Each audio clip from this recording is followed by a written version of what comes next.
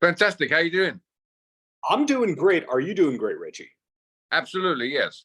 Well, my first question is, does everyone call you Richie, or is there like some people it's Rich, and then some people get the next level nickname?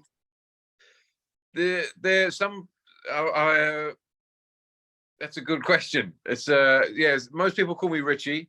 Some people call. I've got aunties that call me Richard.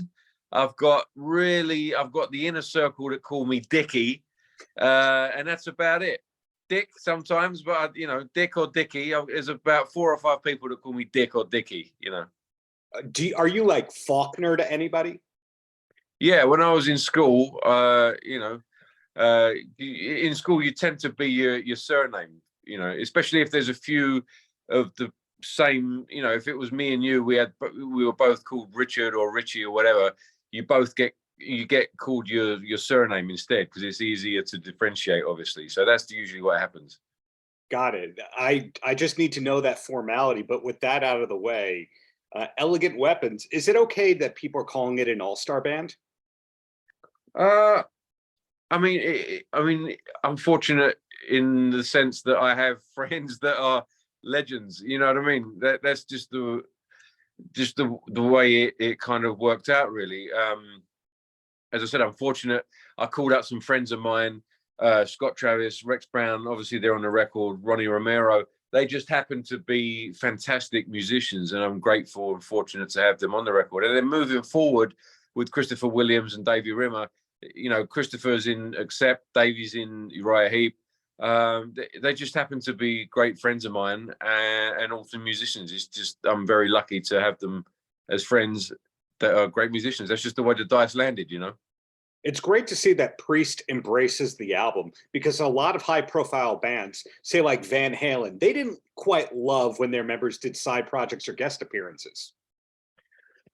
Yeah, I mean, I think Priest, Glenn has done side projects in the past. Rob has done stuff in the past. Up until recently, he's done the Christmas albums and stuff like that.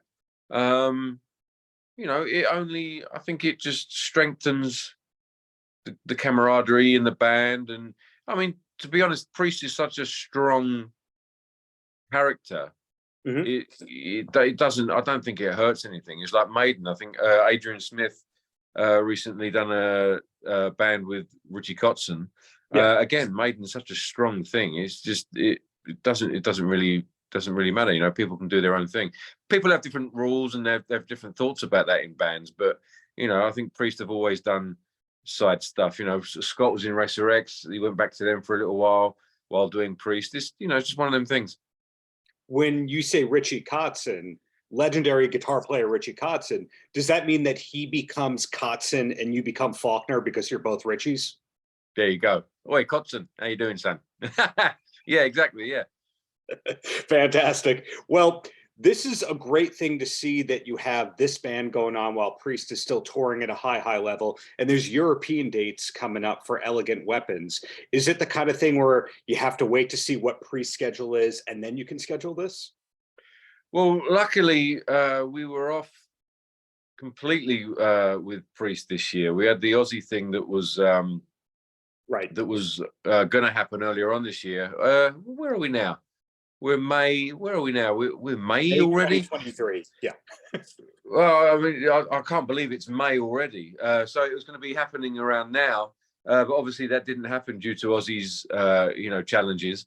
Right. But we had that. But apart from that, we were completely free this year. So it opened up the opportunity for me to put this record out and then do some live dates with Elegant Weapons a little bit later in the year. I think we're out next month in Europe.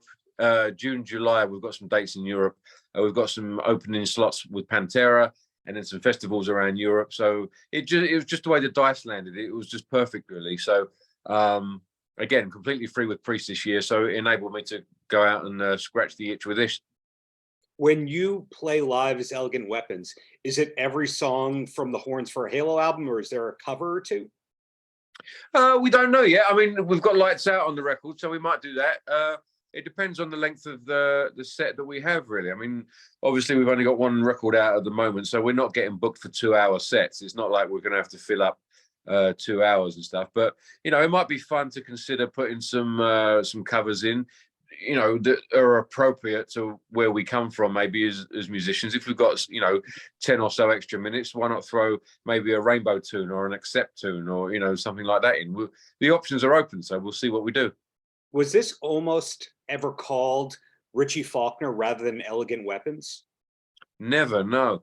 I was never really interested in that dynamic. Obviously, I spearheaded the whole thing. I put it together and then got everyone on board. But it's a priority really for me to have everyone involved as much as they want to be, or as little as they want to be. I want it to be about, you know what I mean?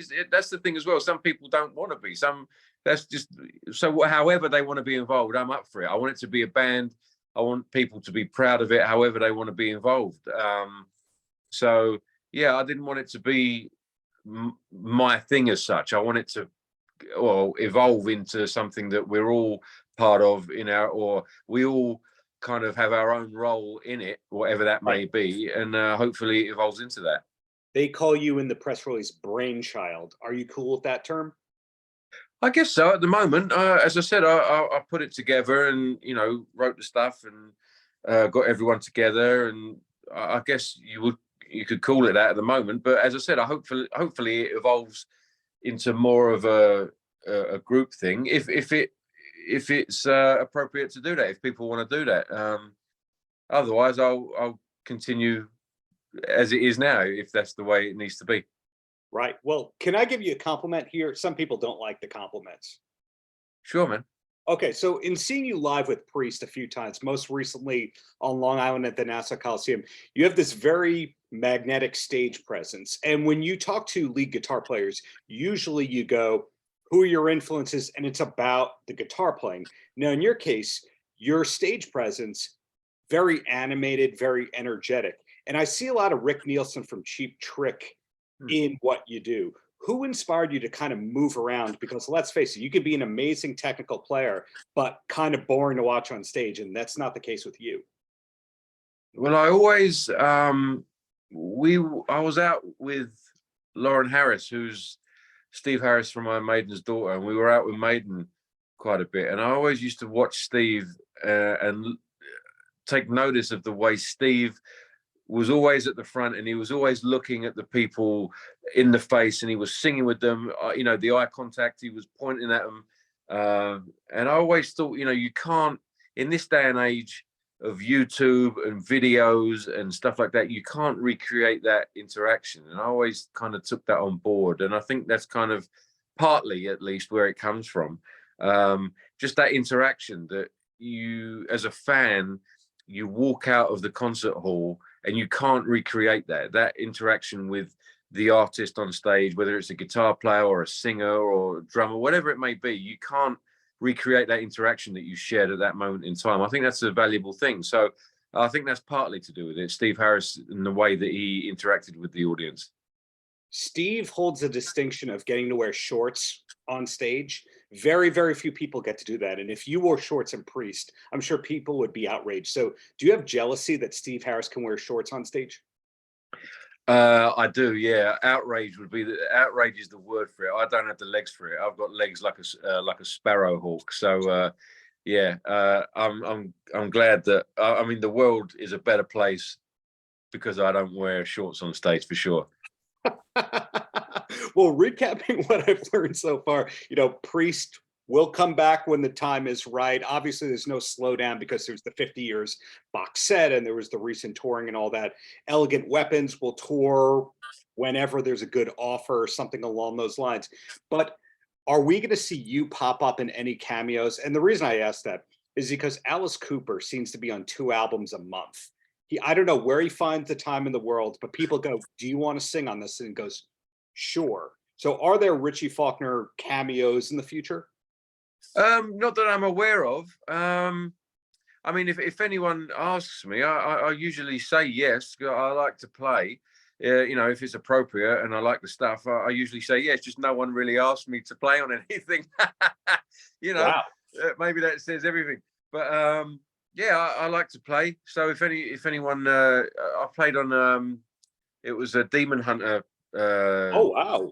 Track a few months ago, I know the guys, and they asked me to play on a track, so I did that. So if people ask, I usually say yes, as I said, if it's appropriate, or we don't have if we've got an album cycle coming up with Priest, it's not really appropriate to play on anything else, or take away from that album cycle. But if we're not doing anything like that, I usually say, yeah, I'm I like doing stuff like that. So for sure. 2 quick questions, and then I'm going to let you roam free. And they're stupid questions, so feel free to tell me to shut up in response to them if you do not like these questions. First question is, when I had the pleasure of interviewing your relative, George Lynch, he showed me some photos of his mixed media art. Do you own any of that mixed media art in your home? I don't think so. Not that I'm aware of, anyway. Actually, there's some stuff kicking around the house that I'm actually not sure where it came from. So maybe that's some of his stuff that he's like snuck in there. I'll have to ask my other half. Actually, I'm not sure. So yeah, the jury's out on that one. I'm not too sure. And the last question I've got, as somebody who clearly has a sense of humor and is a man of the times, what are you watching on television these days? Got any recommendations you could pass along? You know what? I don't. I was recently watching The Mandalorian, this season 3 of The Mandalorian, and I wasn't impressed, to be honest. So I can't even recommend that. I mean, I enjoyed the first 2 seasons, but the 3rd season of The Mandalorian, I don't really know what happened to it.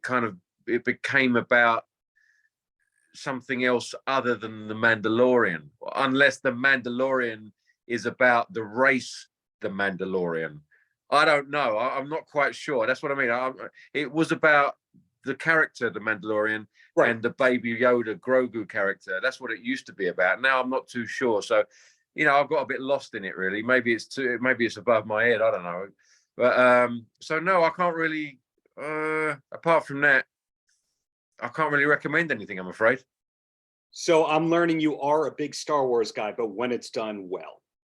I'm a big Tridge fan. So it's 4, 5, and 6 and Rogue One. That's kind of my staple diet, really. I'm an older guy. I like what I like and hate everything else. You know how it is. So no Jar Jar Binks for you. No, not at all. I like Rogue One. Rogue One's up there for me, but the Tridge is where it's at, man. That's it. What else is there? Even Return of the Jedi gets a pass. The Ewoks get a pass. I don't mind that at all. But yeah, all the other stuff's a bit silly to me. Wow. Well, Richie, thank you for the many years of great music. Hope we get Elegant Weapons live in New York in the near future. But till then, thanks for doing what you do. Even if you don't have a TV recommendation or 2 to pass on, we still love you. Thanks. I appreciate it, man. Paltrocast.